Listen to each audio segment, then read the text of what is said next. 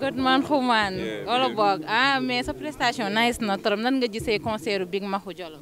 Non Big Makhou jàmbaar la guerrier la mooy li may faral di wax rek waaw donc saa ñu invité dañuy ñëw ak plaisir parce que waaw guerrier la et puis message bi leer na quoi waaw donc.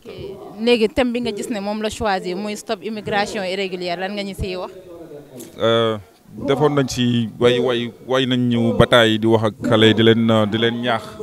mais je pense que li ëpp solo dans toute l'histoire c'est de comprendre fan la coow li jógee fan la problème bi jógee donc problème bi ce n'est pas simplement dem mais li waral dem bi loolu la ñu war a lijjanti ba pare donc li waral dem bi mooy espoir ñàkk espoir il faut ñu fexewaat ba indiwaat espoir ak yaakaar ci dëkk bi nit ñi bu ñu yaakaaree tekki seen dëkk je pense que du ñu xalaat a dem quoi donc loolu moo ëpp solo quoi. d'accord yow gis nga ne li muy def nii yëpp mën na conscientiser jeunes yi à ce que ñoom ñu bañ a dem.